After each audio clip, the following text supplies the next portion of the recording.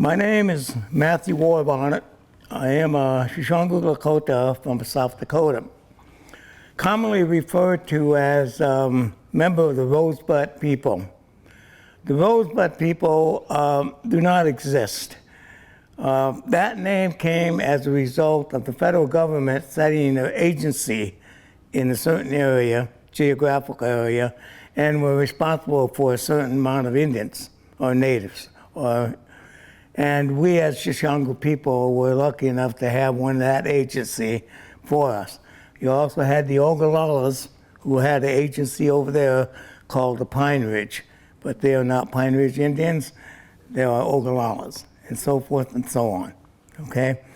So what I want to talk about today is basically give you a little bit of history about our relationship with the government and the laws that they had incorporated in the relationship with us. In the early 1800s, 1700s, the native problem, or the Indian problem for the government was put under the War Department.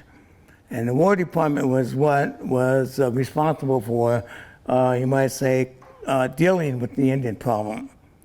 Subsequent to that, laws were written about the Allotment Act. Because there was a lot of conflict between the War Department trying to set up outposts to keep non-natives off of native land, okay, they decided that it was better to do the Dawes Act or do an Allotment Act. Push the natives again to a smaller tract of land, which they called reservations. And they opened up the settlement under the Dawes Act of 160 acres to anybody that wanted to settle. In the meantime, the tribes were pushed into these little areas that were not really convenient to either farming or ranching because they lacked the resources, water, different types of stuff, okay? Subsequent to that, they decided that we needed to be civilized native people. And so the government made the law, called the assimilation, to assimilate our people into a different way of life, which was not ours. And in that effort, they contracted with various organizations, religious organizations and groups throughout the United States to set up mission schools, religious facilities across the country where they would support. And the part of the Assimilation Act for Native kids was to take these kids and put them into these schools so they can become civilized, or to assimilate to how the current society is functioning. So the net result of that was many of our children were taken bodily from their parents and put into these schools. And in that process was taught the values of English and all the things you go to school. Children were taken and put in these schools, and the first thing that happened, their hair was cut, their clothes were changed. Every aspect of who we are as Native were taken from us when we were put into the schools. And we brought up to assimilate into the greater society. This was the responsibility of those educational institutions that were contracted by the government to do this, okay? I say this because my father and mother both were in that process. They both went through that thing. In addition to myself and all my brothers and sisters, which was 10. 6 sisters and 4 brothers went through the St. Francis Indian Mission School in South Dakota. But in this process of the laws that were being implemented, there was a lady by the name of Wambalicente Win, who was a Sistoton Indian during the 1880s, who a song was given to her, okay? And at that time, there was this white lady, Frances Dinsmore, who was recording native thought and song and philosophy on what they call little cylinders that were, I guess, one of the Newtons or Adestein or somebody invented the recorder. But these were wax cylinders. And he recorded these songs.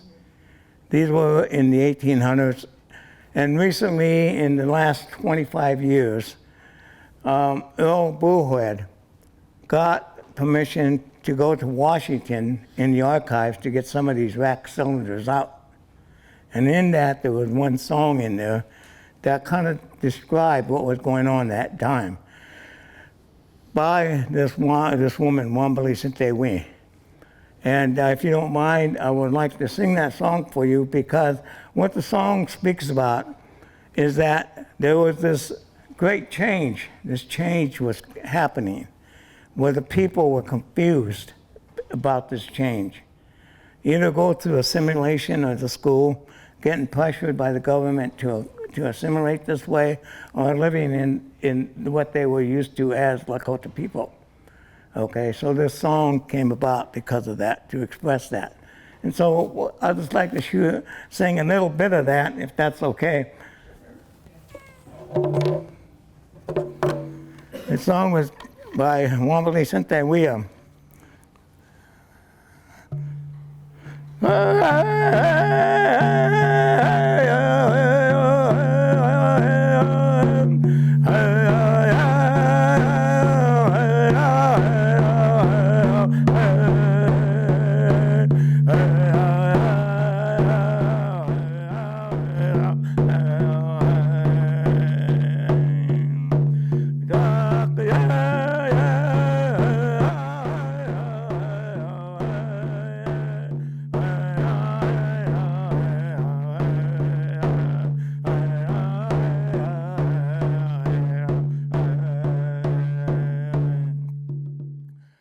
The first time I heard that was from my classmate,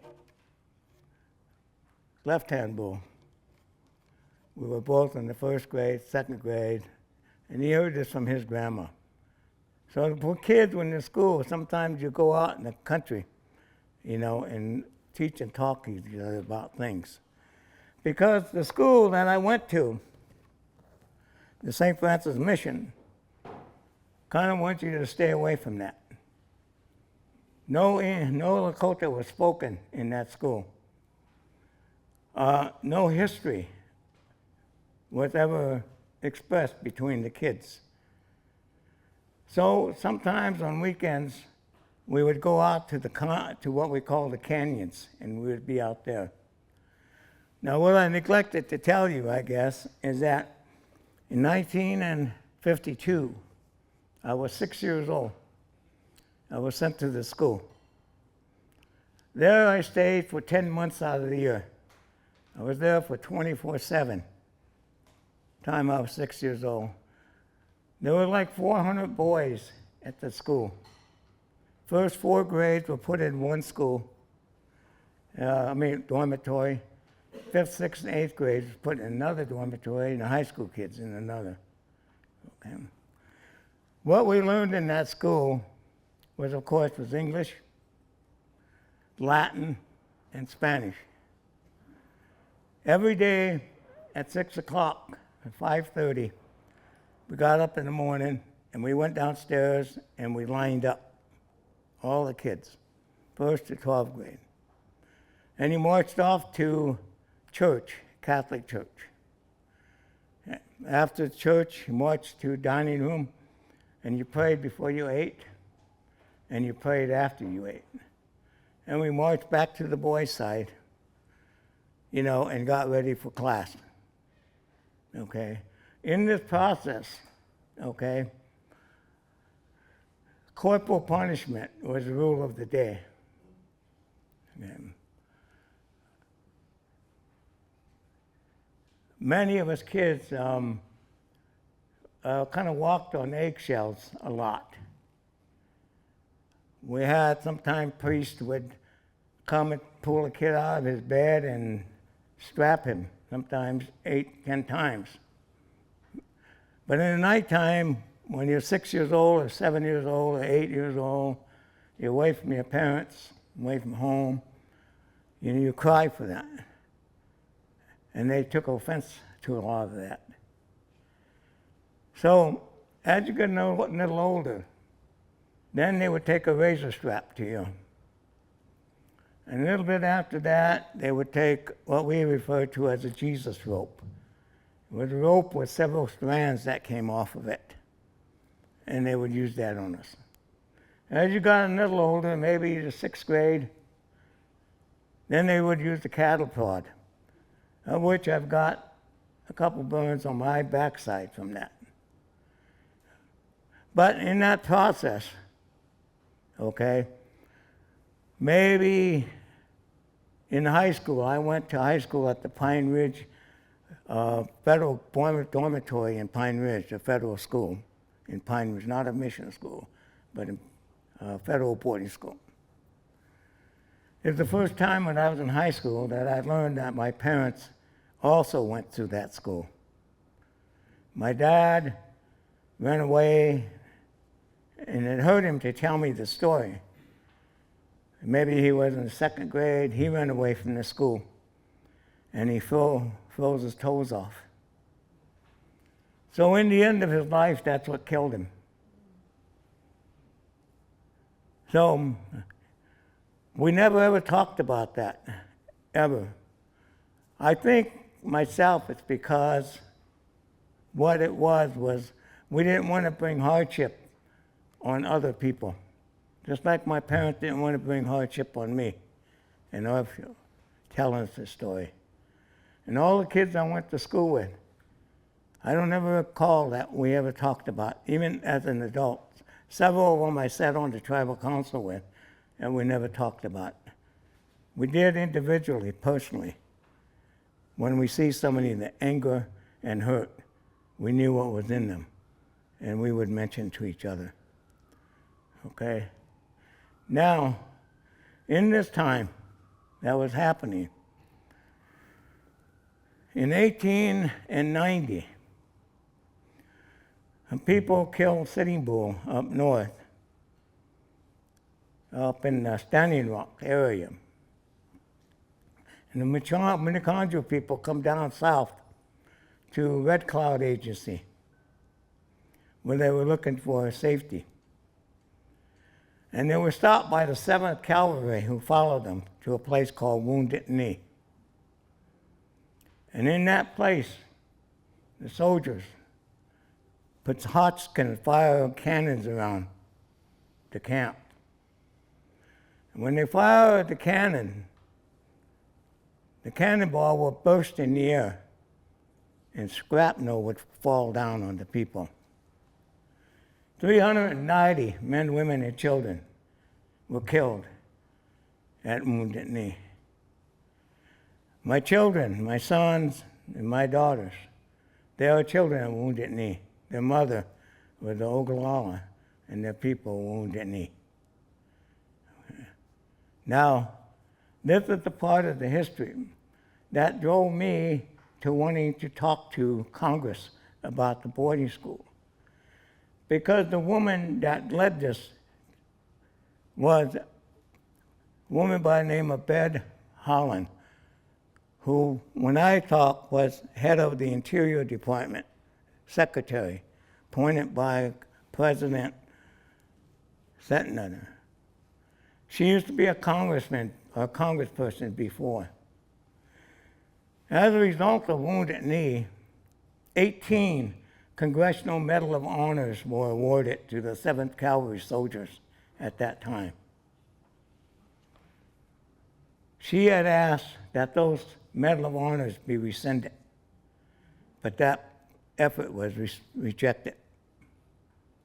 As a result of that massacre, a big trench was built, a long trench. And all the bodies in that winter time were collected collectively and thrown into this trench.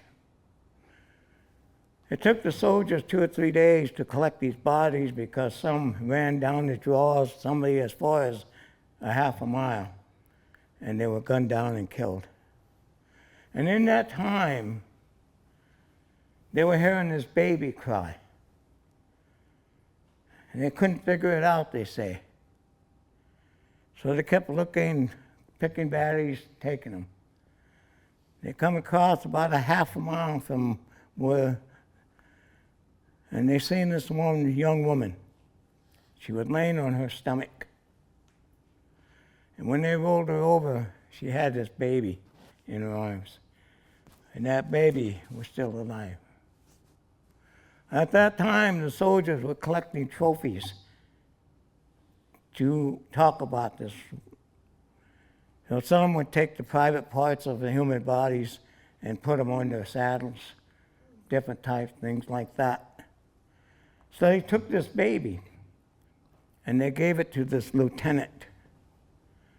And this lieutenant took it back east. When things kind of started there was a song that came out of this time. There was a song about that baby. That baby called Lost Bird. The song says, Lost Bird, where are you? We are looking for you. Your people are crying for you. We want you, Lost Bird, where are you? We are looking for you. She was raised back east, became an old lady, and she was placed in the ground over there. And in 1994, I believe, maybe 1995, petition was made over there, and it was accepted by a judge. They took her up, and they brought her back to Wounded Knee. So there you have the cemetery with these 390 people buried in this one trench. And in the front of it, you have this marble piece of rock. And in that listed all of those that are in there. And next to it is a single marble slab. It's a yellow Lost Bird. That's where they brought her back. From that time, this song's part of that history. And this is what it is. So I was asked to share that with you today because even though I went to the mission school in 1952, 8 years in the mission school, 4 years in the government school, and 1 year at Haskell Indian School in Lawrence, Kansas, which was then high school / vocational school. Okay? I was asked to talk about this because what happened to us as a people and as a history reflects about what is happening to us today. People call it trauma, past trauma, all over, you see. So in 1957, Congress passed the Termination Act, terminate the Indian tribes. That failed because a lot of the states were against it, because that would have meant they would have assumed an Indian problem in 1958 from the government. The government did that because it did not want to recognize the treaties. The treaties that the government entered into with the native people are the same treaties one government would enter into another. When the government did the Removal Act of the Cherokee people from the east down into Oklahoma. That case was before the Removal Act was taken to the Supreme Court. Justice John Marshall, who was Chief Justice, said, "You cannot do this, government. You have an obligation under this treaty to stand by it." Andrew Jackson replied to Justice John Marshall and said, "You made the law. Now you see if you can enforce it." And he's ordered his soldiers to proceed with the removal of the Cherokee people. And they say, and I don't know, but they say that the only time the Liberty Bell was rang before it was cracked, on that day when that Liberty Bell was cracked, they were burying Judge Marshall. Justice John Marshall had passed away, and they were burying him. This is what we see. So we say this not, but to say that the history of the Native people is not of itself us. It is hand in glove with what the policies of the United States government was. And quite honestly, I'll tell you what I'm concerned about today. And I kind of said this several years ago when I was on the tribal council. Here a while back, and I'm not advocating this one way or the other, but I'm saying this is what happened. On that abortion issue, a judge in Arizona or someplace, after the people voted one way or the other, they went back to 18 and 50, where that area at that time passed an ordinance or a law that was against the abortion. And they brought that all the way forward to override what the people had voted. You see what I'm saying? That's what I see about the law for Indian people.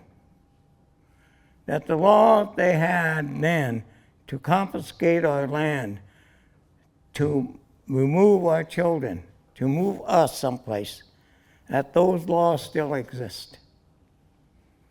That maybe somebody will try to take those laws and apply them today and to say, you are not an American citizen. Who said that here recently? Natives are not citizens of the United States of America. I'm thinking what they're thinking. Anyway, I thank you for inviting me here, and I thank you for all your hard work and effort to keep your history together and to acknowledge those that brought this history to you. Okay? And thank you very much.